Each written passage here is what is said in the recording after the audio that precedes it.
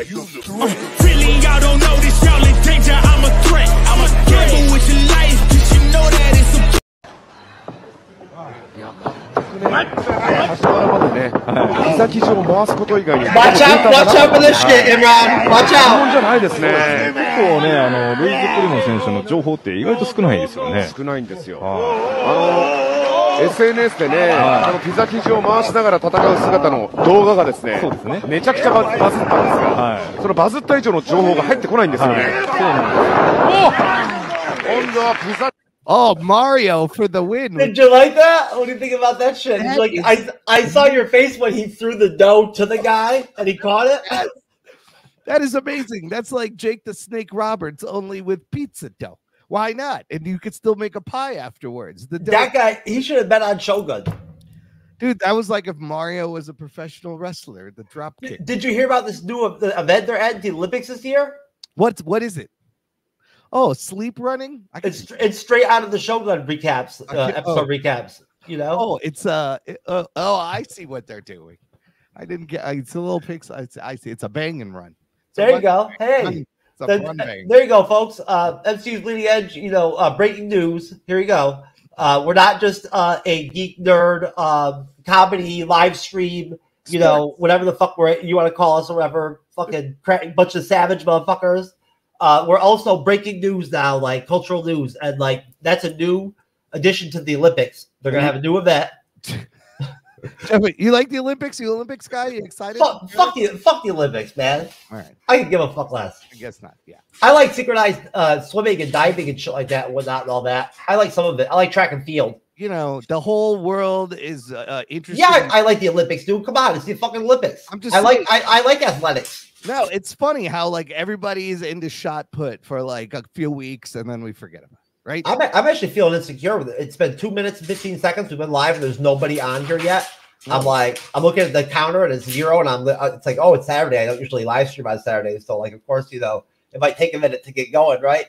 But like, no, I didn't do a lot of heavy folks. I didn't heavily promote this Shogun number 2, part 2 recap. And I'm doing him here with Imran from Jock and Nerd Podcast. We're waiting for Gerald Glassford from Pop Culture Cosmos to join us here on the MCU'S Bleeding Edge YouTube channel and podcast. We appreciate you. Those of you who do make it, you know, hopefully some of you will come from the Jock and Nerd Facebook group, right? At least one person.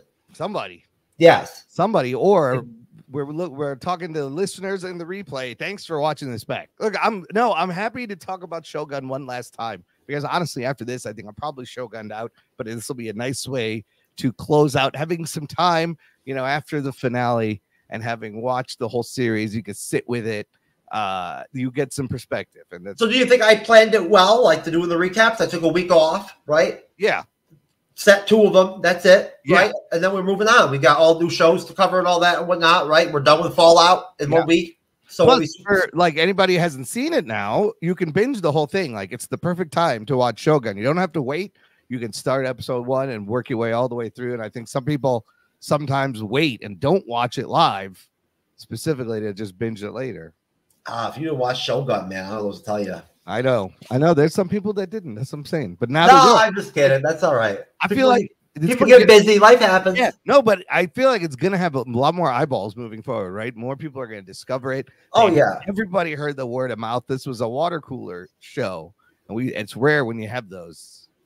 Hulu is still promoting it, like whenever they like in every little avenue that you can think of, right? Like you know, even little small things like when you go to a advertisement on Hulu, it's literally scenes from Shogun. I've seen commercials for FX, and not only that, now the Hulu it's in Disney Plus. So if you go to Disney Plus, you will also watch all Shogun right now. You'll see those ads. So I think it'll be around for a while, and people are still going to be talking about it. Was it always on Disney Plus the whole time? Yeah, they recently added Hulu. But it's weird because it is Shogun and FX's show. Like it's theirs. Oh, hi, Douglas. Yeah, no, it's there. I mean, Disney owns FX and Hulu now, I guess Hulu, and it's on there. It was there as the show was coming out. When I saw when I first saw the first article about the confirmation of season 2 and 3, it literally said, it specified FX and Hulu signed off on 2 more seasons. Like that was how it was brokered or explained, right? Yeah. As them conjoined, right? Yeah. This, along with Hiroyuki decided to go forward. Yeah, and that was interesting. Is that Sonata really wanted to do it? But that's FX is the linear network. Hulu is the streaming end of the same thing. So there's a lot of originals that are like. Well, why wouldn't you want to do it? I mean, fuck, man. Look at like the success of the work he put in and all that and whatnot.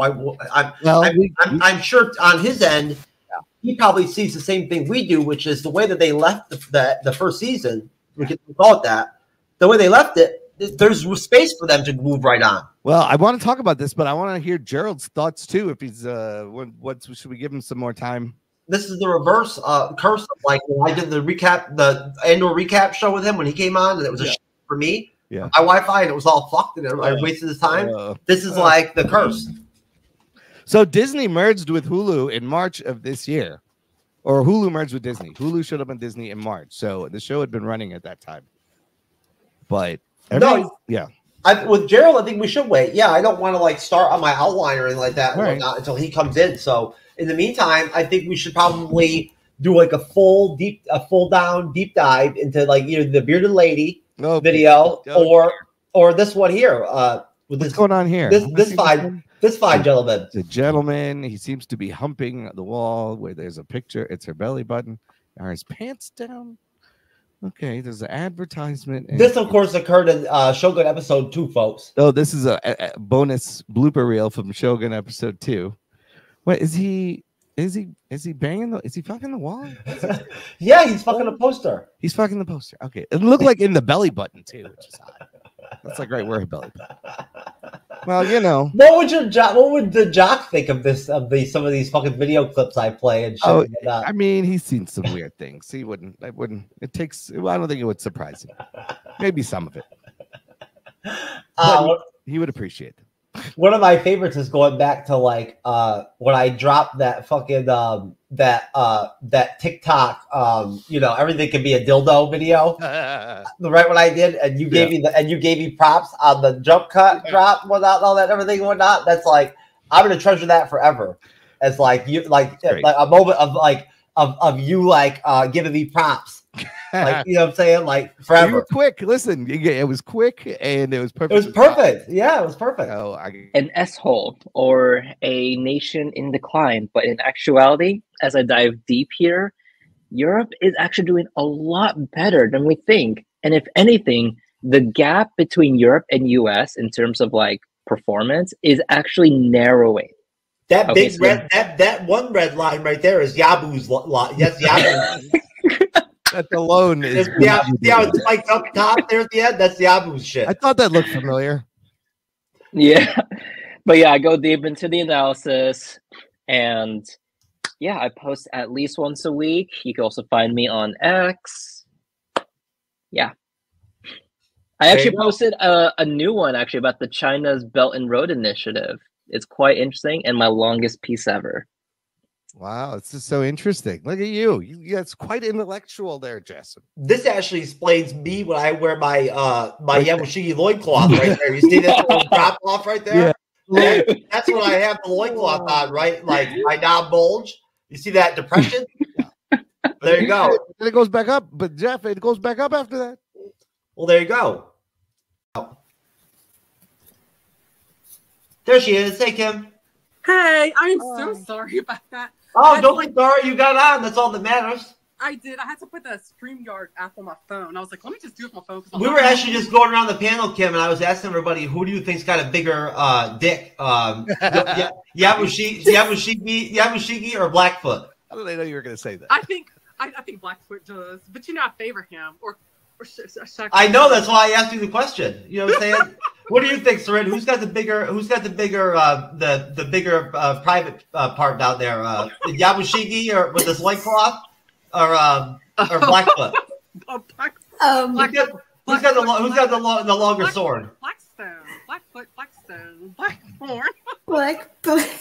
We named him. Yes, Sarin. We called him like all kinds of different names. Blackfeet oil. Black beard as well. What do you think? So you're picking Blackfoot on that one? You think Blackfoot's probably got the bigger cannon? Oh, hell yeah. What do you think, Imran? I mean, look, you just got to look at the bulge, right? It tells the whole story. Yo, Yamashiki's bulge was impressive. What do you think? Some of the bulges are pretty big. So you like that? Sure. That was a big bulge, right? There are some impressive bulges on the show. That's all I'm going to say. I mean, I can't make a decision on the spot here. Andres, could you pull off that loincloth like Yamashiki? No. Oh man, Imran. Episode 7 of Shogun, our recap, is classic. It is like literally like you should save it, brother. I'm serious. You should grab it and save it so you have it. I did 6 and 7, and I did 9 and 10, I believe. Right? Something like that. Those were all great. That was a great. They were all great. Yeah, they were each different in their own way. But we had different people on the different shows. There was different energy. Yeah. But you bring a good energy to the show. That was a really good show. We had a really good one going. That was a really good atmosphere on that one. Folks, we are waiting to start our official Shogun deep dive here, our recap part number 2, because we're waiting for Gerald Glassford for Pop Culture Cosmos to join us. Just to be clear, we're killing some time. So Imran, while we're killing time, why don't you go ahead and tell me what you're doing at Jock and Nerd Podcast? These days, like what the deal is over there. Oh, we're just covering geek entertainment news and reviewing movies and TV shows. We just reviewed X-Men 97 season 1. Have you seen it? Have you seen it? Yes, sir. We've got one more episode review left to do. We've got episode 10 to finish on Monday. What do you think so far? Oh, it was outstanding.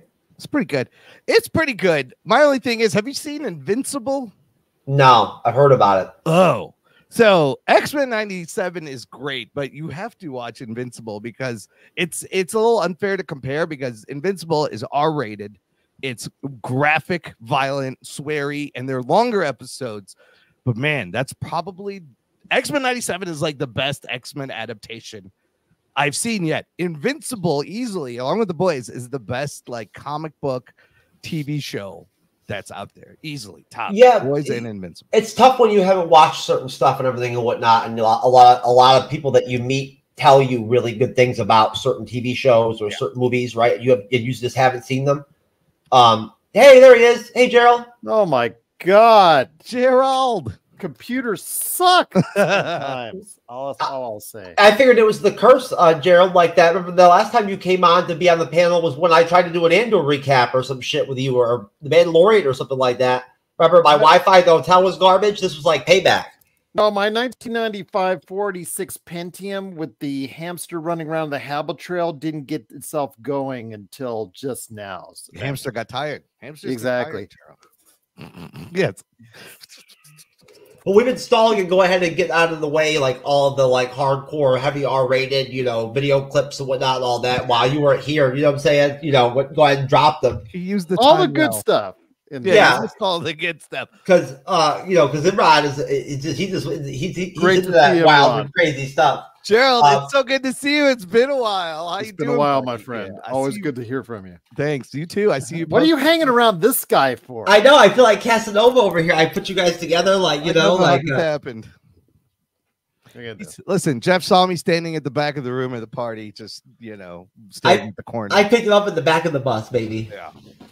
We're like what's left over from the I guess the 2010s of pop culture podcast. Right? Gerald, how long have you been going now? 2009. I'm actually dead. I died years ago when everything. I'm a ghost. Was my first podcast. 2009. Wow. Yeah. I've been going since 2015. So Gerald is he's the veteran. For real. That's amazing. Or the idiot. I can't even imagine. But to see you still doing it all these years and consider it's a great feeling and it keeps me going as well. So I just love talking to people about things I enjoy talking about. And when you said Shogun, I don't know, are you guys on your overall thoughts on this show yet, or where we at?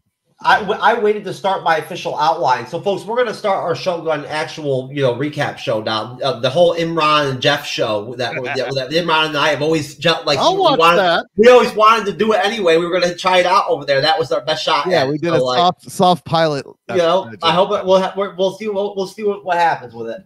But my first question for y'all, and I'll start with you, Gerald, since you're coming on. You know, you're just getting on here. I know you want to talk some Shogun. I'm ready to talk some Shogun. Basically, what I wanted to ask you to start off with, which was, you know, which episodes, if you had to pick 3 out of 10, right off the outline that I already sent you before, would be your top 3 overall across the series, and then of course why. And I'll start with you, Gerald. So, you know, your top 3 episodes. My top 3 episodes. Well, first off, I want to say that 9 of the 10 episodes for Shogun are simply outstanding. 9. 9. What's the one of the 10? I wonder what the one is. But these are the kind of questions you have to ask on a recap show, Gerald. I've read the playbook. This is one of them. I'm gonna say, well, number 9 is probably the number 1 in my book as far as that's concerned. I think that was really one of the best episodes of television this year, period. I'd probably say the way it leads you in, if it goes season 1, episode 1, probably say with Anjin.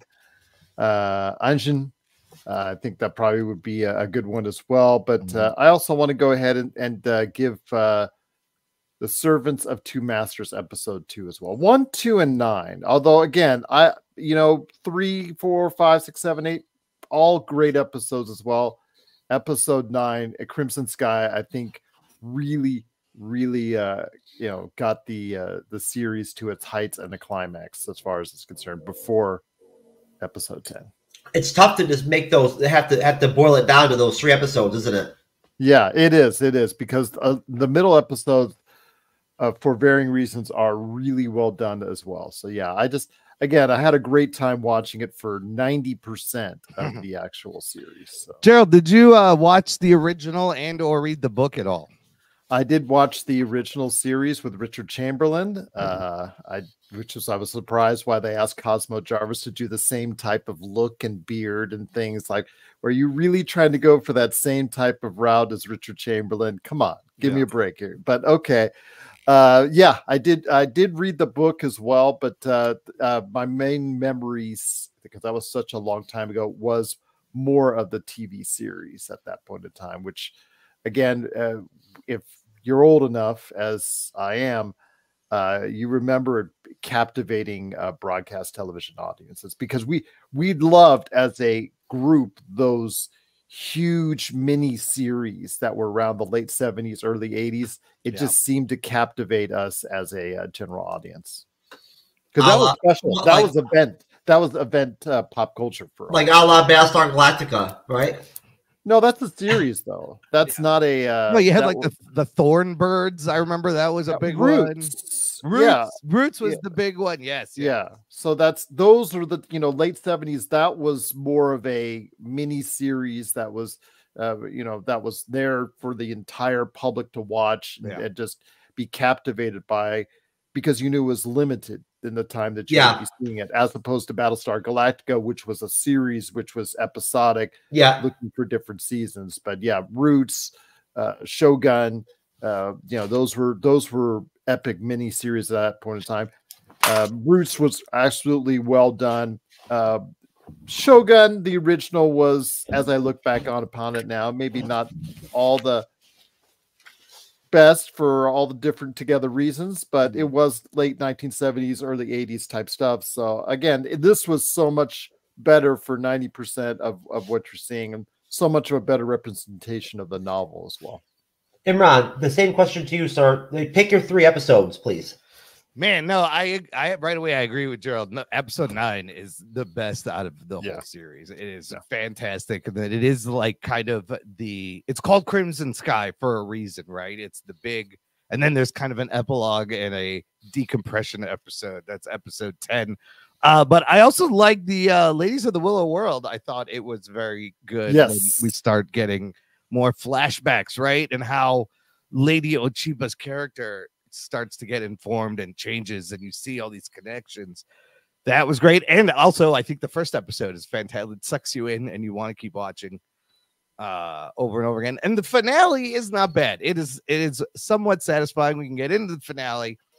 But that's where we have a disagreement, my friend. That's the thing. This show, every stage of the way, was for me unexpected. I was. You've got the finale as an outlier. Like if you had like a fourth pick, that would be like your fourth pick or whatever. That's the one, isn't it, Gerald? That's the Game of Thrones for me. Oh no, where it didn't, where it's truly brilliant but didn't stick the landing. Well, that's because the episode leading up to the finale can't kill that next episode. Like it can't that usually doesn't work out well. Well, when the best character leaves, or in this case, removed from the series, it is so hard to sustain that momentum that she. That's a good word to use it. Momentum, right there, Gerald. 9 episodes. Yeah, she is the driving force, and everybody, just around her. The whole story is told, quite a bit through her. And when she is just this driving force and does such a great job of acting, and I'm talking about Anna Sawai. Yeah, she is just absolutely magnificent. You might as well just give her the Emmy right now. But, when she is dispatched of, per the book. That's what that happens in the book. And so it's per the book. Yeah.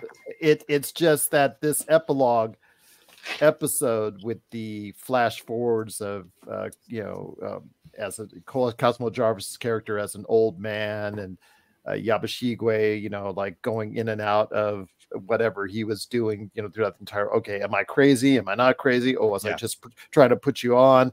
That, and then obviously at the very end, the surprise that. No need to go to war. I was just kidding you guys all along. I was the evil mastermind. Yeah, it's done. Trying to get the Shogun all along. Yeah, that was like, okay. So do you feel like we needed a battle? Like, were they even promising a battle? I think we all wanted a battle. And the show's called Shogun, and we don't actually see anybody become the Shogun. To the entire audience out there that wasn't privy to the book or to the previous miniseries, you're watching the advanced, trailers and things of that nature that started to get people talking about this series. It heavily hinted that there was going to be some type of large scale conflict. It did. And that is very misleading. Now, mind you, Disney is going to try and make up for it with a season 2 or 3 for a series now that absolutely, was not meant for the author, did not meant for this to happen. But you know what? They're going to continue it anyways. So you can have your battles there, I guess. So that's very interesting to bring that up. And it's great you read the book, because this is what I want to know. And I've been thinking about, I've listened to a bunch of interviews with the creators and the producers, and they've taken a lot of care. Like, they didn't do everything straight from the book. They added a lot from what I understand. Which I think is good. I think to modernize things to a 2024 audience, you have to pick and choose carefully what you take and don't take from the book. Yeah, no, I can tell they added a lot more cultural sensitivity, cultural influences, try to make it more authentic even, and not have it be like the white savior and the damsel in distress and the women don't get to do anything. So I like all the choices they made. Do you trust them now to give us the seasons 2 and 3? And where do you want it to be right after this? Or does it need to be a time jump? Or do we want to see what happens? Well, that's a really big question. And if it's the same people that are going to be making the show, right? Like if that's the case, if that's the kicker, the same people are going to be installed. Crew, everything. All of it. Yeah. It's all going to be the same people, right? You're not going to be able to get some of the directors to come back or whatnot. Some of the writers, maybe, but most you figure Kondo, right? That did the podcast. Yeah. That was one of the show creators. Yeah. And her partner there, if they bring them back, and they the same team, Gerald, right? That's the only kicker I would add to it. I would assume that it would still be quality television, at least. Maybe not the first season of Shogun. Well, another reason why episode 10 for me was a downer is because, again, the flash forwards for Blackthorn, if you make a season 2 and a season 3, if you include him in on it, because at the end of the episode 10, he's building the ship, or they're trying to bring the ship back, and they're trying to get that built together. I don't know if you go from there. if you include him as a character in all this, he survives. There's no threat of danger for him in any peril whatsoever, because you've already backed yourself into a corner by saying he survives. It's just like Furiosa when you go see that. If you go see Mad Max Furiosa, I saw it. It's so good. Yeah, if however good it is, you already know she survives. Yeah. No, but so those flash forwards, that's what I thought too. But could you interpret that as a fever dream by Blackthorn, essentially him letting go of this future he would have had in England? Well, that's what they wanted you to believe in from the show's perspective, was that it was just like dreams that he was having. It was just poorly made. It has no business being there. It just has no business being there. If you're watching it, you're just relying, why is it here? Yeah, is it necessary? No, completely. Could have taken that out. Yeah. Did it do anything to enhance that last episode? Because you're basically already getting over the loss of Mariko, Mariko, and it just seemed like that this addition of these flash forwards were pointless. Yeah, and that's again that Yabashigue's like, okay, am I crazy? Am I not crazy? Oh, I'm totally fine. He's crazy for like 10 minutes of the actual episode, and then the rest of the time, oh, he's absolutely lucid and fine when he's conversating, with Sonata's character Toranaga. And it's just it was last episode. I just felt that it just felt so out of place because you had 9 episodes of brilliance, and the 10th episode is just, I wanted it to be good. I wanted it to be great. And I heard they had to kill Yabu off because his bulge, the contractual demands his bulge had for season 2 and 3. His death was impending just because he was playing both sides for so long. Yeah, and that I understand his death. That's not an issue with me. It's how he went crazy for all of 15 minutes. Suddenly he's traumatized by all this going back and forth and the repercussions of it. But it doesn't stay. So if he's going to go crazy, he's got to stay crazy for the rest of the episode instead of let's move away. Let's move away from episodes for a minute and let's switch over to characters. And I'll do my next question and I'll start with you, Imran. So top 3 characters in episodes 6 through 10 in no specific order, or you can order them if you want to. Feel free, but just make sure that you explain why. Give me your top 3 characters in episodes 6 through 10 specifically. Yeah. I mean, it's hard not to pick the top 3, the main dudes, right? Toranaga, Blackthorn, Mariko. But instead, I would like to highlight, like I said earlier, Lady Ochiba, how much we learn about her. Completely good, gives her so much more dimension. And really, her and Mariko are they're both victims of, the patriarch, whatever, how things are done. They just had different experiences and ended up in different places. So I thought all that Lady Mariko stuff was really good because in the beginning, you just think she's like evil for, you don't know why, but they did a good job, making her, giving her some depth. Then I'm going to say, I know, because we're not going to talk about the other 3 anyways. Yabushige, just always bring in the humor and the funny moments, and you love him, you hate him. So are you saying your top 3 for episodes 6 through 10 are the 3 main characters? Anasawi, cosmojarvis, and it's gotta be. Okay, and then my next question was going to be your top 5 characters overall across the series. All right. Yeah. So now pick your top 5 across the whole span of the 10 episodes. Go ahead. Man, so hard. But there it is. I would put those 3, and Lady Ochiba and Yabushige, I think, would be my... That's your 5? That's going to be my 5. You sure? Yes. Lock it in. All right. You had a small window there where you could have made a substitution if you wanted to get somebody off the bench. Gerald. Same question to you, sir. Episodes 6 through 10, right? That arc, the midpoint, and then moving forward through the dismal episode 10 with the Blackthorn Seppuku. In no specific order, or you can order them. Your top 3 characters, are they the same as Imran's? Well, absolutely. Oh, in many ways, yes. I mean, you have to start and stop with Mariko, and with Anna Sawai doing, again, as I said, a brilliant job with her performance. And then after that, obviously, you have Toranaga, with Horiyuki Sanada doing a great job as well. But, his episode 10 really did not do those three main characters justice, I think, all in many ways. And that's part of the reason why I didn't think it stuck to Really land. hate that episode. Jeez. I hate that episode. I just can't. It's just maybe it's actually a decent episode. Yeah. But because it is not anywhere near the other 9, yeah, I think that's where I just loathe it even more, is because it just took a nosedive, and I'm very sad. It took a Game of Thrones nosedive, and I'm very, very sad. But about that, Gerald, if you don't mind me just saying real quick, I had a natural inclination on my part where I automatically knew that episode 9 was such a game changer, and it was the ultimate particular episode, of Shogun, that I knew that whatever was going to come off that was not going to be of the same level, right? Oh, you know what I'm saying? yeah. So it couldn't be.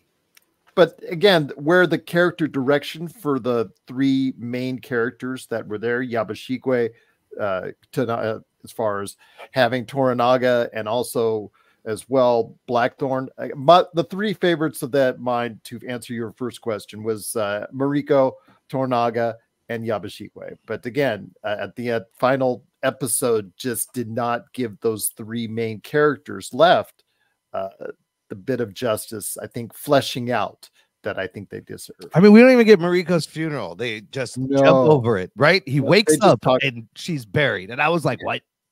And I want to know how he was even out in the first place, because you see his last moments with holding her, her, right? Then all of a sudden he's out for weeks. That's a good question. What's up with that? That's a good question. I didn't think. I never even thought about that. Yeah. Were the commercials that boring? Yeah, there's a lot of holes there.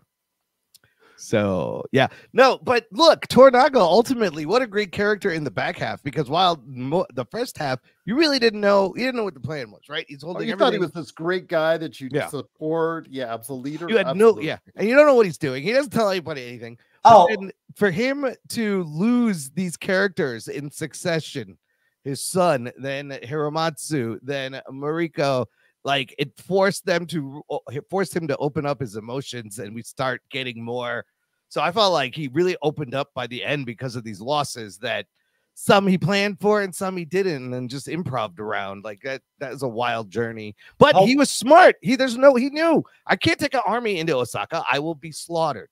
Like, as much as I wanted a battle, he's like, you can't have a battle. We'd be dead. It's not going to work. But then he shows us what happened. Before I go over to Gerald for his top 5 characters over the cross the span of the series, I'm going to play some video clips. Insist it is forbidden to bring your weapons today. Nonsense. Your people bring swords wherever they go. He says guns are different. You must turn them over. Iye. Wakarimasu ka? Iye. Not his prisoner anymore. Where I come from, you ask guests to do things. Please. There is no need for this. You are protected as Hatamoto. For some reason, I just can't shake the memory of our first meeting. Iye. Mariko-sama, Anjin-sama ni oshshatte kudasarimasu. Teppou wa watakushi ni o azuke kudasare to. Give the guns to Fuji-sama. She's your consort. She will give her life to defend them. I can damn well defend myself. Anjin-sama!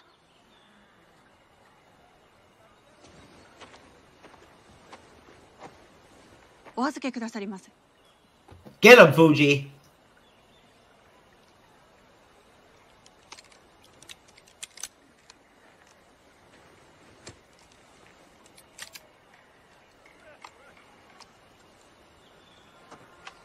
Till this milk dribbling fucks me, I'm ready to go.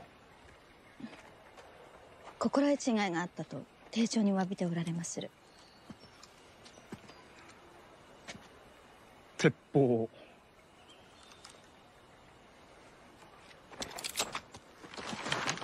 お引き取りくださりませ。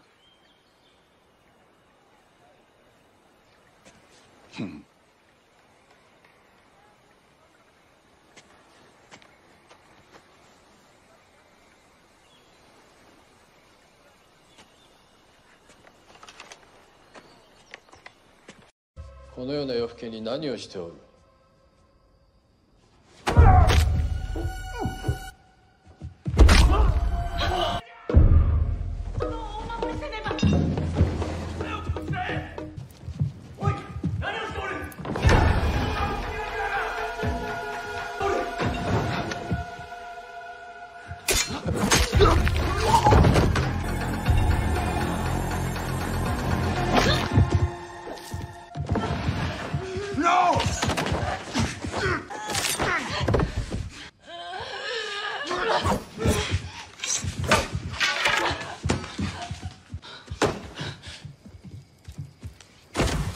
お怪我はござりませぬか。石堂が血迷ったな。かくなる上は戦じゃ。いや、これは石堂の仕業ではない。真珠を安心に貸してやった。私は安心がいるはずの客間に身を隠しておったのじゃ。刺客が狙ったのはわしではなく。Ooh, man, I'm telling you. Gerald, I'm sorry, Ron, go ahead. I'm saying that's my favorite Fuji moment. That was your Fuji moment? It's fantastic. And then that cosmojarvis gives that little chuckle. It's fantastic. Well, Fuji would be in my top 5. Characters. This is your take. This, sir, the late is yours. Drop your top 5. I gave you my 3. Then I'd add on Blackthorn as number 4, but Fuji is number 5. Definitely. I think they needed to flesh out her character a little bit more in the back end. They kind of forgot about her after I think 7 or 8 right there. They kind of forgot about her character a little bit, which was disappointing because she is very good in the brief moments that she's in from time to time. I think there was a period of time where they were focusing on her character, obviously what happened to her husband and her son, as far as traditional culture at that period of time, having to sacrifice themselves for whatever, for the dishonor that they created, at least the husband created. And then, to see her having to live through that pain and then ultimately making the choice that she did as far as going at the very end to become a nun. I don't know. I just, at the very end, I would have loved to see her character more developed because of the fact that she was chosen as Blackthorn's consort. And then just, I'm not asking for a relationship between those two, but just, just her being more out in front and center as far as being a part and being more invested in what's going on. It just, they kind of seem to just go ahead and just phase her out for long chunks of the back half of the series. And I just would like to see more of her character develop over the course of the story. I wanted them to get to like be together and shit and whatnot, everything. I was also bobbing out on it. I won't lie, for once. I was like all about it. I wanted to see Blackfoot when I knew Blackfoot was going to go to Fuji and be like demanding that she has to stay or whatever. I was really hoping that Fuji was going to be like, okay, Edge-san, I'll stay for you or whatever, whatnot, because I feel bad because your girl's dead or whatever, so like. Or whatever, like I got nothing else to do. But I actually heard a hot rumor, Gerald, from one of my insider sources that it was actually Fuji threatened to seppuku herself for the 377th time. You know what I'm saying? In like the last 3 months, that how they got season 2 and 3. Oh, she threatened to seppuku without they didn't do the second season or third. The actress did it. Whoa, she so got into the character of Fuji that now she actually threatened to seppuku. It's method. Yeah, that is method. But we'll see what happens. She is going to be. I don't know if she's going to return. Because she's going to become a nun. I don't know what they have planned for her. I also want to give honorable mention to Rodriguez. He was great. I wish there was more of him. Yeah, exactly. Yeah, they just dropped him like a bad habit. Yeah. They gave a sprinkling of him later in the series, but yeah, they just dropped him like a bad habit. His appearances were way too early in the show. By the time you got to like episodes 6, 7, 8, 9, 10, he was a memory. Yeah. I don't know. Yeah, I don't know where you could have fit him in though. I mean, he did great in the beginning, getting you introduced to. You need someone there to explain the Blackthorn. Like, hey, he could be in a season 2 or 3 or something like that. He could be a returning character because you figure that you asked earlier, Imran, where do you think how are they going to pick up or where will they pick up? I think they'll pick up right from where they're at, maybe a couple of weeks after or something like that or whatever. And you're going to have what the show will be about. Well, is they'll bring the Jesuits in. Right, and the whole, that whole angle with Toranaga, right? The fact that they have that base in Macau, that threat, of the Portuguese and all that and whatnot, right? And the Catholicism, you know, the Catholic priests. Yeah. That's where they're going to go, I believe, right? I don't know about y'all, but I really actually thought that like one of the things that you want, Gerald, episode 10. I thought one of the really great moments of it was seeing Blackfoot, as we like to call him, and Father Alvido kind of come to an understanding, if you want to say so, right? That was surprising. You know, like I know Imran, I know you said that that's what Shogun does, is like unexpected shit out of you. You know what I'm saying? Always does the opposite. And they, you know, they both were in love with Mariko, so it was for her that they. Well, I'll do my my picks. I'll do my top 3 for 6 out of 10, but mine are going to be like the ones that nobody else is picking because they're just not on the popular radar. Sure. So my 3 are going to be most definitely Botero, Ashido, and Jin, Lady Jin. Oh yeah, she was great. That's a great too. There were so many great characters. Yes, Lady Jin killed it in a stick of time. Yeah, stick of time. I love that phrase too. Like the whole idea of give me a stick. Imran, I know you'd like that because I know you really like that scene. That scene really when we were Imran did like 4 or 5 of the episode recaps with us, Gerald on Shogun. So like me and him have been like brothers of another mother, of the same mother here recently. You know, but this is our last taste of Shogun. My top 5 overall for the series will be Lady Ochiba, and I would say Kiku. Kiku is great. That actress is great. The Lady Ochiba actress plays that character with such elegance and like this. She has this crazy eye about her or whatever. You know, look to her like, you know, like when like almost like when she like along with her the way she delivers her lines. She can be very powerful and like almost like, you know, like scary almost, you know, like she can soften right away. Like she just her pace or like tenor or whatever. Yeah. It's interesting. But and then Yabu's the man. You got Yabu is like the man. I'm serious. He brought all the he was the comedic relief of Shogun, right? And the bulge scene, right, with the loincloth will forever be etched in the echoes of Bleeding Edge history. The bulge scene, you know, and so that's Yabu. And then my other top 2 would probably be let's see. Don't forget Father Domingo. Yeah, Father Alvido. Was really strong in his scenes. He was really, really good. And also Hiramatsu. Oh yes, Hiramatsu is very good too. So. Iron Fist, or whatever the fuck his nickname was, or whatever. Iron Claw, or whatever they called him, or Iron Bull. I don't know. He had some nickname, but Hiramatsu was badass, man.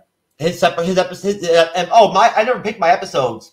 My top 3 episodes are going to be episode 10, episode 2, Servants of Two Masters, and then bouncing off of Imran, Ladies of the Willow World. So those are my picks.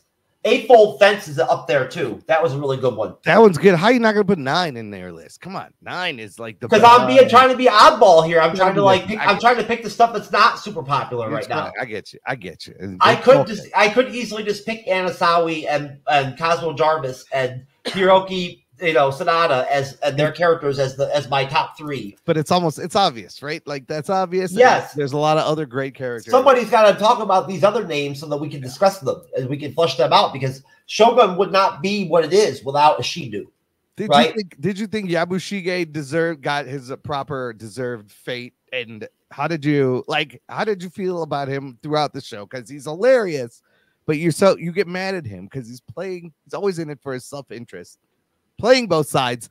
I thought that his ending was actually poetic, and it happens in episode 10. Gerald, go ahead, Gerald.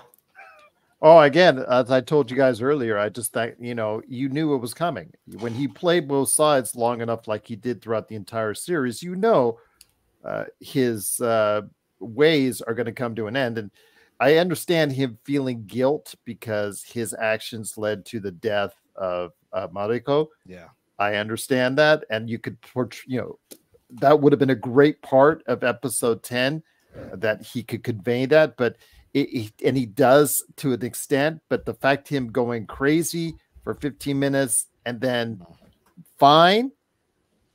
You stick to one or the other, not do both. And that was the problem I had.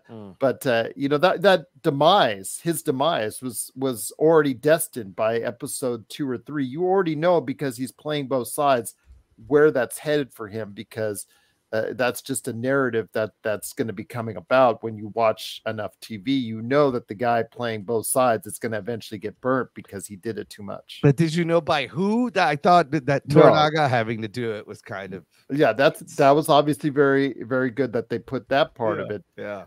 And with the long exposition of exactly who was behind all of this, and you learn then that Toranaga was the mastermind all along.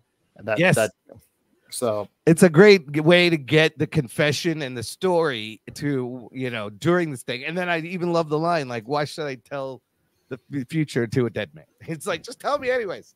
And Toranaga's like, you could be dead. What's the point? Why not? Yeah, let's chat. Yeah. There you go. Tell me anyways. All right, so where I wanted to move on to, guys, was basically I wanted to just, follow the off of the outline that I had last recap show, where we broke down episodes 1 through 5, and just very simply, all I'm going to do is I'm just going to read through the wiki synopsis for the episode 6 through 10. I'll start with 6. I'll just read through it real quick, and then I've got some talking points on here, but I'm just going to just basically get your thoughts overall and take as much time as you want on the episode, and then we'll just run right through them like that. Just I'll give you one chance to talk on the episode based off the what I'm going to read here, and then we'll move right on from episode to episode. And if we have any, any counters off that or any discussion off that, then we'll obviously follow through with it. But so obviously episode 6 is Ladies of the Willow World. And the director on that one was Hiromi Kamada. The writer was Megan Huang. And in 1578, Mariko was living at the home of warlord Kuroda Nobuhishi. She becomes friends with his daughter, the future Ochiba, and witnesses Nobuhisa executing her father's allies. In 1600, Toranaga bestows Blackthorn with an admiralty and a fief, and Blackthorn's request to leave Japan is denied. Toranaga reveals to Mariko that Jinsei wanted her to continue his work of protecting Japan. At Osaka Castle, the remaining 3 regents and their families have been taken hostage by Ochiba and Ishido under the pretense that there is a plot to kill Yachio. Hiramatsu escapes, but must leave the others behind. Ochiba believes Toranaga plotted her father's death, and she and Ishido offer Idu, an influential warlord, a seat in the council. Sugiyama refuses to confirm Idu and tries to flee Osaka with his family, but Ishido kills them. Hiramatsu reaches Ijiro and informs Toranaga of the situation in Osaka. Toranaga's war council wants to use the secret Crimson Sky plan to defeat Ishido. Toranaga refuses, understanding that this will most likely make him the new shogun. When news of Sugiyama's death reaches Ijiro, Toranaga realizes that his impeachment is inevitable and invokes Crimson Sky to protect Yakio and limit future bloodshed. Okay, so I'll go to you first, Gerald. Your thoughts, sir. Episode 6, Ladies of the Willow World. Any highlights, anything you want to bring back? I know that this was a while ago, weeks ago since you watched this episode. Anything you want to mention, or remark? Not really. I mean, the political behind the scenes stuff that's going on, and that that they're all scheming to go ahead and try and dispose of Toranaga.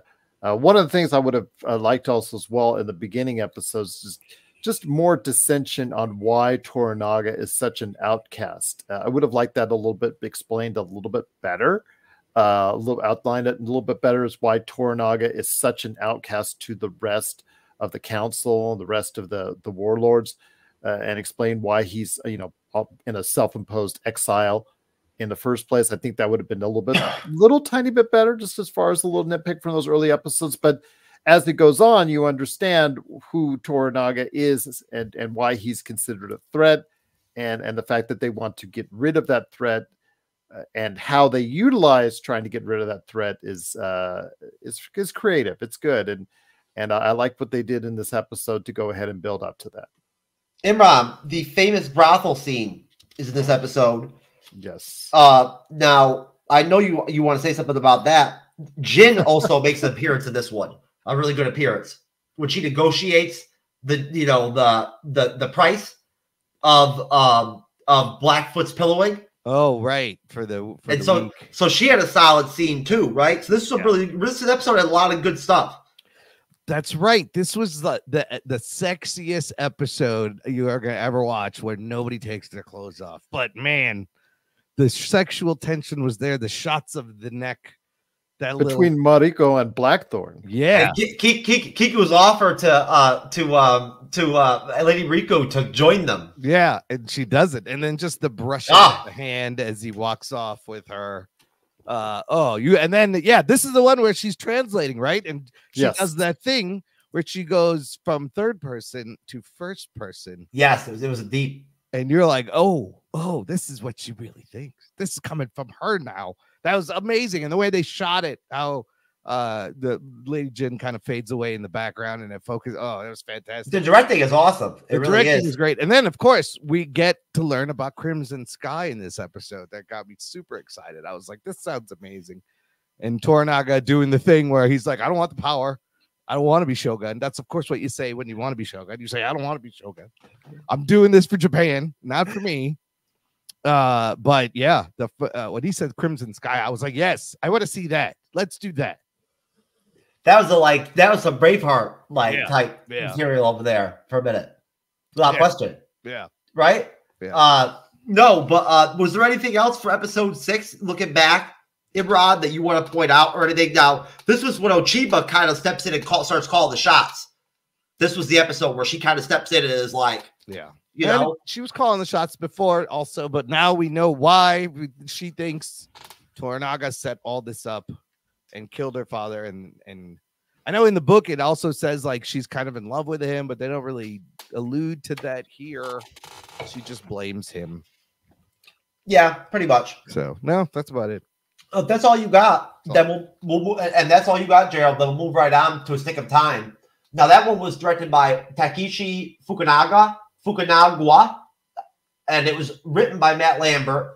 In 1554, a young Toranaga achieves another one of the flashback to start the episodes, achieves his first victory in a battle against the warlord Mitsuguchi, who commits seppuku.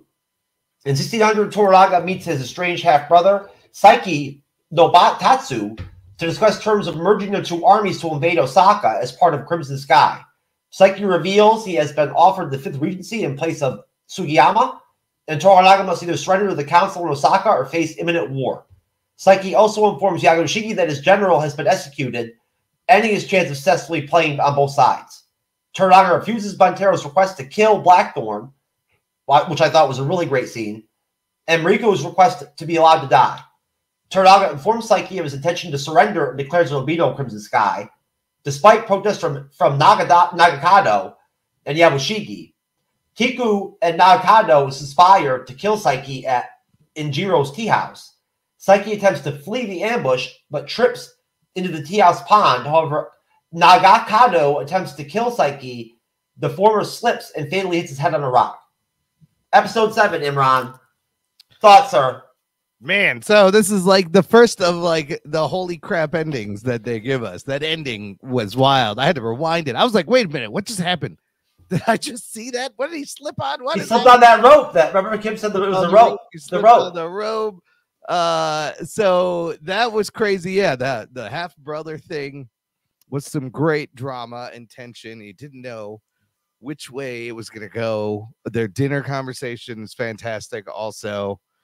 And then this is one of those episodes where everybody just wants to like kill themselves, and Toranaga just has to keep going. No, not today. No, everyone's just like, I'm just gonna kill myself. Everybody just wants to die. It was very weird, like the whole time. Was Toranaga exactly sad to see his son pass away? Really? I don't. But so knowing the guy was pretty much a inept he son. He kills Jozen, and it buys him time. And you notice, like, Ishido first goes, "Oh, he's got other sons," and then Toranaga himself in the last I got other sons. He's like, "I got others. I got a baby. I got other sons. It's fine." They're like, "We still born them. Yeah, I got other." The bonehead died. It's Yeah, okay. All right. I got 12 other rock. kids. Yeah. Oh, and the flashback of the seppuku is great. Now, how you realize that it took him like what 9 times, 14 whacks. strikes. Yeah, he's like, who makes a 12-year-old their second?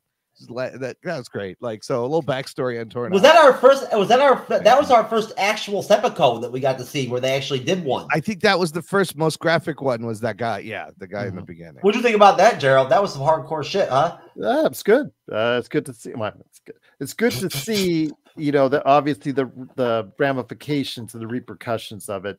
Again, we all know who's producing this, and ultimately the studio and that's behind it could have easily said, you know what, we don't want that, and they didn't. They let it go. They trusted the producer's judgments to go ahead and see this out. Again, at the very end, with Toranaga's son doing what he did, I mean, he showed ineptness all the way throughout the series, so you had to go ahead and say, okay, his demise had to be inept as well. Yeah. It wouldn't have made sense if he was like this outstanding son that just, you know, led his troops to victory after victory, and all of a sudden he slips on a rock and dies. That would have made no sense. But to see his son be inept throughout and make mistakes after mistake after mistake after mistake, and again, by doing that late night raid and trying to go ahead and assassinate, that assassination attempt go awry, is perfectly fit into the ineptness of Toranaga's son. Why did nobody ever imply Kiku or attach Kiku to that whole deal? Like arrest her or something, you know? Like, was it obvious that he set up Saiki? Maybe because customer service. It was for the same reason that Blackthorn got knocked out for weeks, even though he was completely wide awake. Yeah, I don't know. Just again, maybe there's a whole line of individuals that are very, you know, we're. I don't know. I don't want to go into it and get myself into a whole bunch of trouble there. So just there's probably you know, certain reasons why that, because they wrote it that way.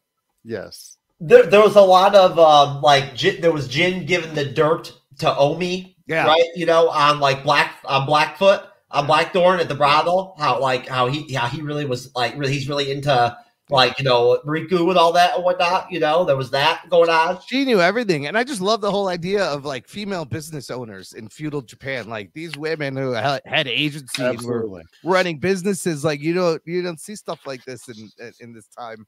And it was really, well, go ahead. I'm sorry. No, it was just handled really well. And it set it apart. What are you gonna say? I was just going to add on to that and agree with you that her knowledge and the fact that she is much more powerful. You just say, oh, she just owns the brothel and that's it. That yet she holds a lot more weight and a lot more power and knowledge than you know, you would expect. And with that, I think it's written quite well. And as far as the sheer, again, like you said, Imran, where all the female characters are much better much better represented in this series than they ever were in the books or in the previous series. That's a good update to it. Yeah.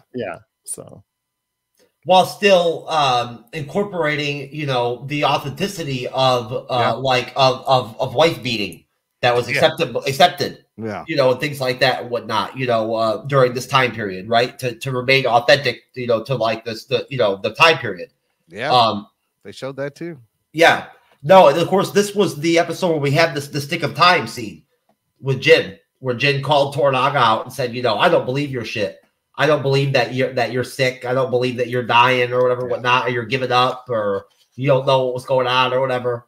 And then she's like, "Oh, well, who am I? I'm just an old whore." An old whore. What do I know? It's a great line. But she knew all along. She knew everything. She hears everything. She sees everything. She knew everything. Yeah, there you go. All right. So, episode 8, The Abyss of Life, is my bad. Directed by Emmanuel Osei Cooper, written by Shannon Goss, and it is Toranaga and his army travel to Inu to prepare for Nakado's funeral and 49 days of mourning Ishido proposes marriage to Ochiba to strengthen their alliance. Albedo suggests to Toranaga that he should ally with Ochiba and overthrow Ushido, but Toranaga tells the priest to inform Ushido that he will formally surrender. Buntero and Mariko have a tea ceremony where he proposes they commit suicide to protest Toranaga's surrender. Mariko refuses. Blackthorn visits his former shipmates, and Salaman confronts him about his piloting decisions that brought them to Japan. Blackthorn offers his services to Yabushiki, who initially refuses. Dayuin, the wife of the late Taiku, suffers a stroke and begs Ochiba to end her hostilities and release the hostages before dying.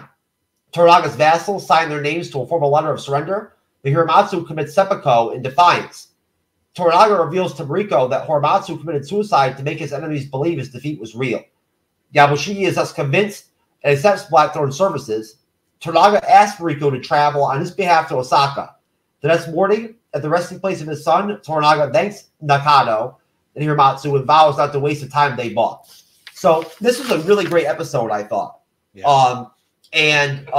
It has the scene from the trailer that's so classic from that Anasoe trailer where he asks her, "Are you ready to do your duty or whatnot?" And she says yes. Yeah. What are your thoughts on episode 8, Gerald? Do you have anything in there that you want to say? Well, I mean, it starts for the betrayal by someone that Toranaga. I mean, he was hesitant to go to his brother in the first place, but you know, the fact that he did go to his brother for help in the situation, and then the brother he had other plans. I liked it. I like the fact it was a nice turn, and the fact that you know, you can't even trust one's own brother in the during the course of this series is really good. I just, you know, no one should advocate suicide. And if you do think of those, have any of those thoughts, please go ahead and contact the National Suicide Hotline. But the way suicide is used as a weapon in this series is quite powerful. And it should be a reminder about how serious suicide is as a whole. So that's one thing I did admire about how it's just, even in that culture back then, it's represented as such a powerful thing.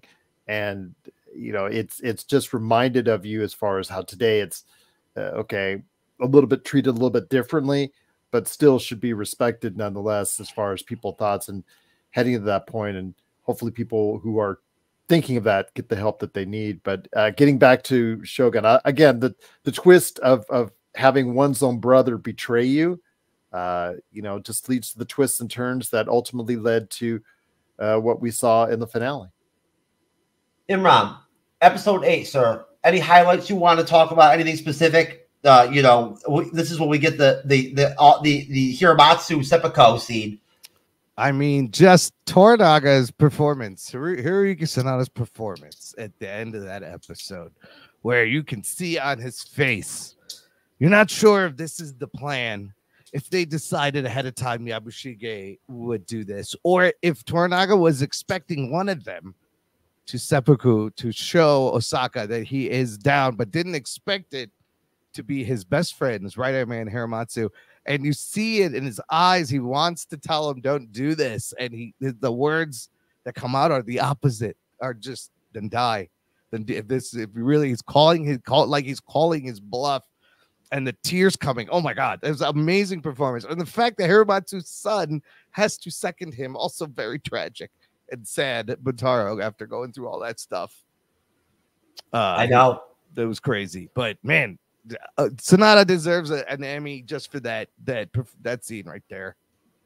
I think the scenes with Buntaro going to Toranaga wanting to kill Blackthorn and all that and whatnot, you know, Blackfoot over Mariko and all that, and how that actor played Buntaro in those scenes with Toranaga were powerful. Like, they really were. I thought they really were. I thought that he was an interesting character. Like, say what you want about him. I mean, he was a wife beater, right? You know, that obviously was that kind of branded him from that mark. Well, and you know, that's the thing where like the abusive husband actually survives this story, and the woman sacrifices herself for the good of Japan And meanwhile, the abusive husband, he gets to live, right? There you go. And so we move on then, okay, to Crimson Sky, episode 9. Frederick E.O. Toy, Fred Toy, he likes to go by, Fred Toy, with Rachel Kondo and Kaylin Puente, who wrote that. And I believe I have some Shogun episode 9 somewhere here. If I don't, I apologize. I'm sorry. Oh, I think I'm tripping on it. Oh, yeah, I do. Here we go. ならば致し方ござりません。お切りくだされ。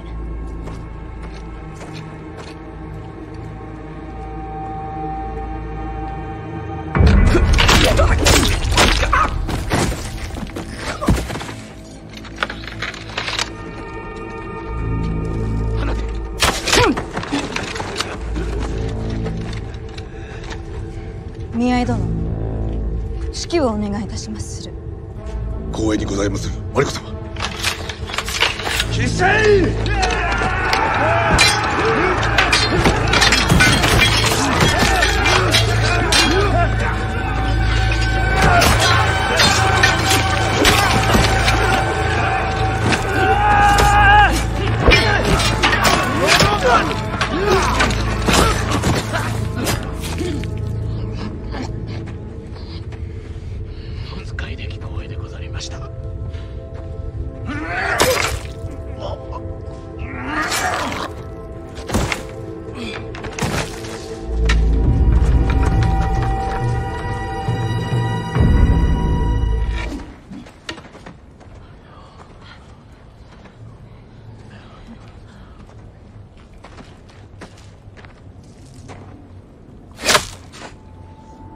マリコ様。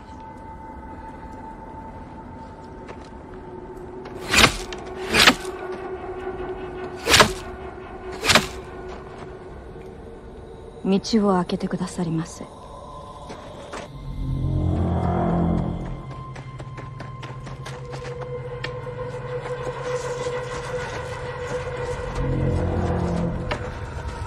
マリコ殿を傷つけてはならぬ。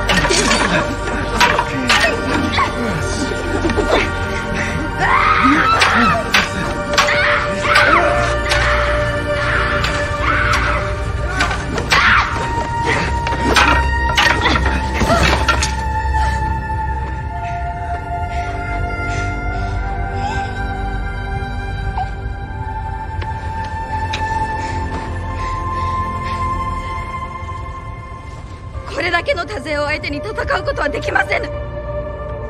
私たちは戻らねばなりませぬ。されどこの者たちのせいで務めを果たすことが叶わぬのなら、かような不明を背負って生きてはいけませぬ。私は日没に自害いたしまする。木山様、同じキリシタンとして自害が大罪であることをご存知のあなた様に正式に解釈をお願いいたしまする。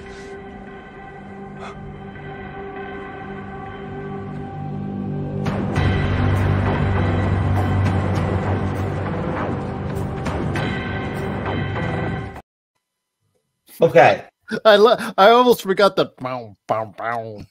I know the score was something else for Shogun. I don't need to read the stupid wiki things for episode 9 and 10. I don't think there's no point with all that. So I think just playing that was good enough. Imran, I'll let you go first on episode 9, sir. You can, pick whatever you want to start with or whatever, whatnot. Go with it. Man, Mariko-sama. I mean, everything that happens in this episode is so epic and badass and unexpected. The chain of events from her in the meeting the council, just being like, oh, by the way, I'm leaving tomorrow. I'm gonna take everybody with me. That's cool, right?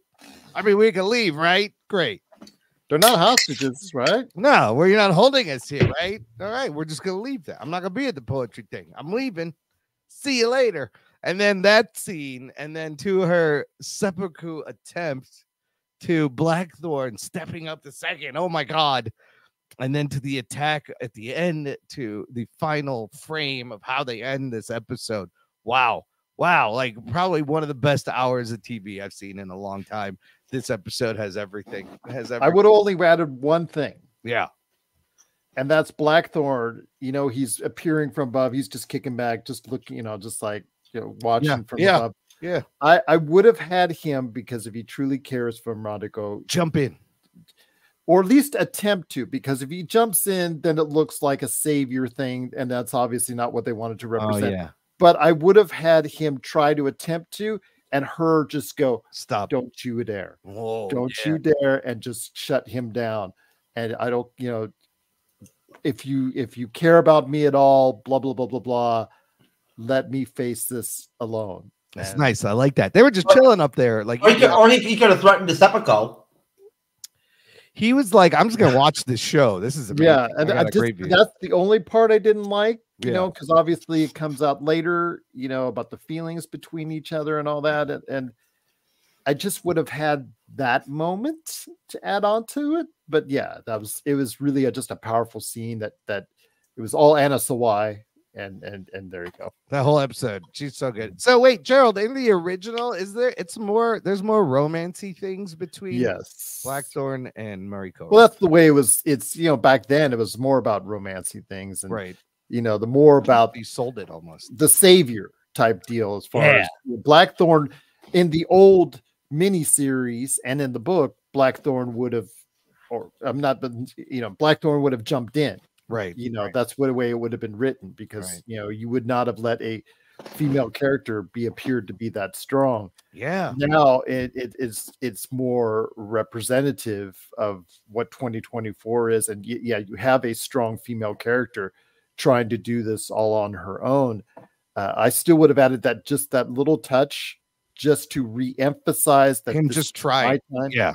Yes. Yeah. No matter how much you care about, if you truly care about me, let me do this. Yeah, I would have been great. That's just a little cherry on the top. Yeah, but otherwise, this is a great episode. Yeah, absolutely. Well, it's to me especially the end, the way they ended it, and yeah, just absolutely. Rachel Kondo said on the FX Shogun podcast that, in her opinion, Blackthorn stepping up to second her. That was the moment. That was the moment where in Mariko's mind where he really expressed love for her. Yes, by volunteering to chop your head off the woman you love. Like that was and that in that culture, yes, that was represented. But I just would have loved that extra little scene. Yeah. Just to help build towards that, because him just sitting there with his hands just like this, no matter how much he's muttering under his breath, it's a little casual.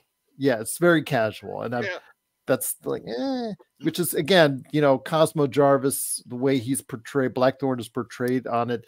I would have done subtle things to make it look a little bit better, but I would not have had him come to save the day, because that would have gone against what Mariko's character was. But I would have liked some type of interaction just to start reinforcing what you said, Imran, about the seppuku and Jeff, about the seppuku being that initial realization about how much he cares about her. So that is what's so fascinating about this adaptation, is how they made their version of the source material with a lens from 2024. Yeah. And using, things that we see now, things that have changed to improve it. Like, it's really interesting to look at it and think about it and write it that way, but it works so well. Yes, it does. And that's why I think this is so much better of a representation of it than even what I enjoyed or remember enjoying about the book itself. So yeah, man. And that's hard when you're doing an adaptation to improve on the source material. That never happens. No. There are so many good scenes in episode 9 that you really like. They're all great, like epic almost. Like the whole thing, absolutely. The scene with her and Ochiba, yeah, where Blackthorn is brought in as a roost, as like just for them to talk or whatever, was really good, right? Like I thought the chemistry between the actress that played Ochiba and then Asawi, I thought they had really great chemistry. Well, let me just say this. I just want to say this real quick. Mariko's character in the book and the TV series, the original one, were never meant to be this strong of a character. In 2024, the producers made and allowed and wrote and produced and structured her to be a much more of a central figure in this story, rather than just being a love interest to Blackthorn. It's about her drive and Sonata, obviously Toranaga's drive to become Shogun, but she has placed such a much more central figure in this story than what was previously portrayed in both the book and the previous TV series. That's what really makes this series so much more special, and that's why her demise, her death in episode 9 is much more tragic and much more shocking to viewers, is because you're riding alongside her great performance, especially in that episode, Imran. Yeah. And to see it just like snuffed out, like it takes balls to go ahead and do that. Yeah. To write it like that. Yeah. And they, I give them credit for doing that, but still, that left you with the after effects of what went on in episode 10. I did not see that coming. I did not know the source material, but I never would have guessed like that like you said, to kill off the main character that people love and are invested in. But that's how you know shows are good. That's what it's usually there has to be consequences. Not safe. Yeah. Yes. Nobody's safe. No, there has to be consequences. Does anybody want to say anything else about episode 9 before we talk about the Oscar award contending chapter 10? I feel like we went over 10 already. We know exactly. Yeah. I know exactly where Gerald lands on 10. I'll tell you that. I think, Imran, if you and I sat down in the studio to write this out, would have come up with something. Well, here's my question to you guys. Does 10 set up season 2 well, at least? Like I'll put that to you, Imran. Does chapter 10 at least bridge in some way that you already can see in some logical way? They have a plan in mind for a season 2 that they could go off this where they left off that last chapter in its own space. But do you think it's a good space? That's a good question, Gerald. When they were writing this, were they even thinking? Because it's a one and done. It's one book. The book ends. The show ends. I don't know if they knew how big of a cultural hit or a hit it was going to be. Now they leave us. They show us. Toranaga tells us what he thinks is going to happen in a month. They show us what he thinks will happen on the battlefield. It doesn't actually happen yet. So they leave us that little tease. Maybe you want to see that part, and maybe that's where the next season starts. Toranaga also alludes to Blackthorn saying he's never going to leave Japan. And I believe the real guy doesn't and has a family. No, he doesn't. And he's like, he'll just build boats and I'll just keep destroying them. It's fine. It's fun. He makes me laugh. So that's why, like, this ending was, for me, the one thing I will agree, Gerald, the ending for me was like so weird and unexpected, and going, is that? I didn't think that's it. I didn't think that was what was going to happen, and I was like, no, I like this. I don't know. After the amazing run up, it makes sense. It's a good ending, and if that's the book, you're leaving things open, but. I don't know. I know Clavel wrote more books, but they take place like 200 years ahead. Yeah. And Edo eventually becomes Tokyo in real life, and like those the courtesans become geishas, and there's a lot of stuff there. But with Mariko gone, like, and what do you do with Blackthorn? I do want to see what happens with Blackthorn. One of the characters died. I don't know. I don't think they knew. I don't think they were thinking about season 2. No, I don't think they were thinking of that. But Disney, I'm sure at some point in time, came to them after the success. Obviously we've heard the streaming numbers, not necessarily the FX numbers, but the streaming numbers on Hulu and Disney Plus. They came to them and said, is there a door open? Is there a way we can do this? And obviously seeing the bank, the Brinks truck back up, behind them, they're thinking to themselves, yeah, we can find a way to make this. If they can get Sonata, and obviously they did get Sonata to commit to more seasons, and that was the big key. So if you've got the main guy, the Shogun himself, wanting to go ahead and still find a way to pursue it, I think he was also a producer on the show as well. Yeah, he was an executive producer. Yeah, executive producer. So yeah, absolutely. So I think they're finding a way through it. But I'll say this. It was a little bit ahead of everything else as far as what I've seen so far in 2024, outside of my number 2 show at the time, Tokyo Vice Season 2. Tokyo Vice Season 2 ended its season, quite possibly its series, because, HBO never advertised it, and shame on them for doing so, because it's absolutely brilliant all the way through. It's consistently good all the way through. They closed the arc of a 2 seasons arc, but still found a way in that episode, that final episode, to leave a door open just in case. But they closed the arc strong enough that you are satisfied as a consumer. That's why I vaulted Tokyo Vice now to my number 1 show so far this year, is because Shogun didn't do, maybe because like you said, Imran, because they weren't planning on it. They didn't do what Tokyo Vice ultimately did, was that they planned things out yet closed things off very well, and that's what they needed to do. Yeah, it just seemed like episode 10 was a tale of 2 different episodes. The first half really bad, and then the second half not that bad, but you're trying to come up from so much just, I guess, after effects of what happened the first half of the show, that they're trying to tie all this stuff up in the back half, right? All of a sudden. The first half is just so much disjointed from the rest of the entire series that I just felt that by the time that he is doing his exposition, that you're saying, oh, he was the mastermind all along, this is not too bad. It's just that I had such a bad taste in my mouth by that time. It was just like, okay, all right. That's interesting about Tokyo Vice, because I watched the first season of that. I thought it was great. I have not watched the second season. You're saying it's good. Second season, it is. It's even better than the first season was really good. It was on my best of pop culture list for that year. Yeah. Season 2 is even better. It's consistently good, episode after episode, and finish off nice. I heard it was really good. I need to watch it. I was disappointed that we never covered it. Season 2 is worth your time, dude. How crazy is you have Authentic Japan 1600, and then you can watch a show Authentic Japan 2024. Like, exactly, this kind of access is really greatly appreciated from a cultural standpoint. To learn more. I know that Tokyo Vice was given certain access to certain parts of Tokyo that were never given before, because the real life Yakuza had to bless. And this does not paint the Yakuza in a great light, but that just shows you how well Tokyo Vice is. But I don't expect Tokyo Vice to get a season 3, because it's been such little advertised. So hopefully, don't forget about all the free plugin I do for Band-Maid too, Gerald. Like, you know what I'm saying? I mean, seriously, I'm holding it down for J Rock and J Metal over here at the Bleeding Edge.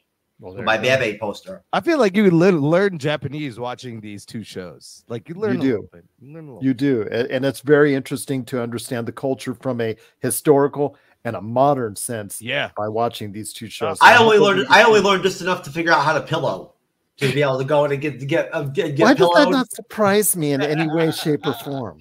He just took notes on the pillow. Yes, that's all I got out of it, was how to make that work. I gotta watch Tokyo Vice season 2 now, because I missed. You should. Japan. I highly recommend it. Okay, highly recommend it. That was good.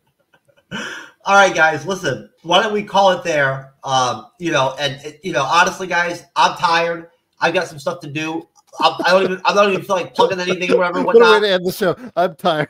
I'm tired. I've got some stuff to do tonight still.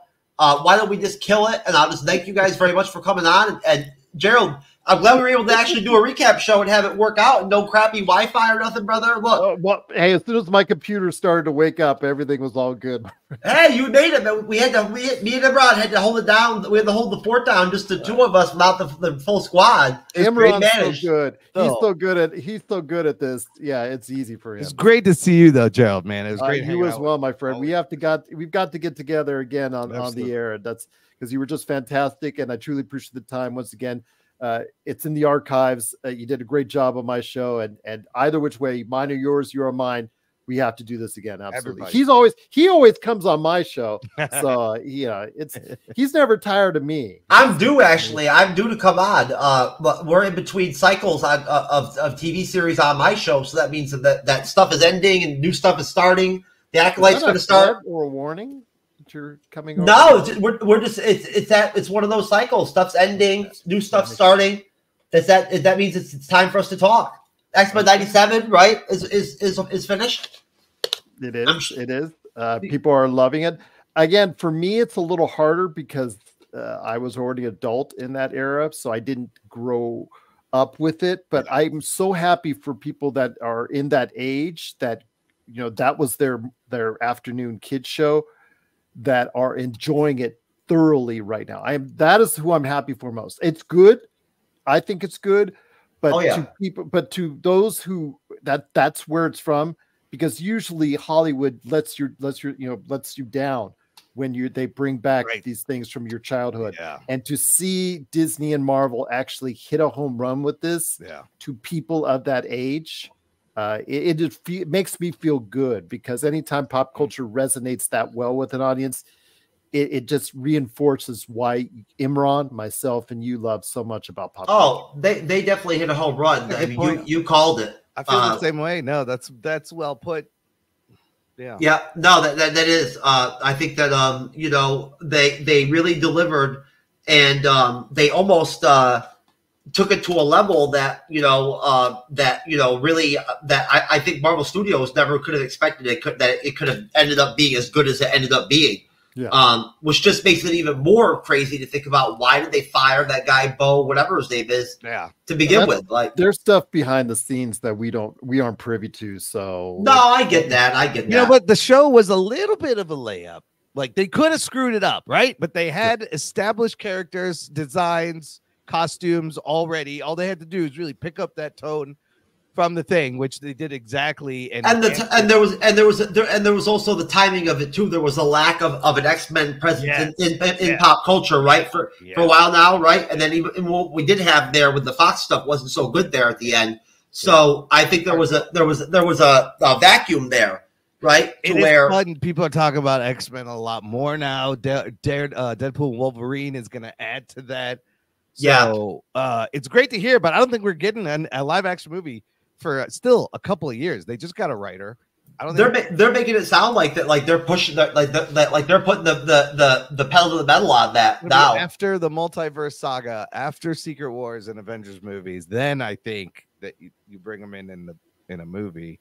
But we don't know. Nobody knows at this point and everything and whatnot. But it sounds like, from what I'm hearing, they're moving in a direction where, like, before Secret Wars even occurs, they might even do it. They want to do a live action film. We got this. I think D23 and Comic-Con, you have to keep an eye out for this year. Yeah, most definitely.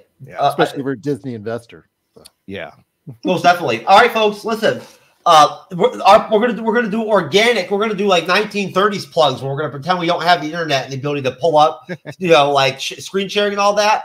I'm just going to say, go check out Gerald Glassford over at the Pop Culture Cosmos podcast and YouTube channel. Same thing with Imran over at Jock and Nerd Podcast over on YouTube.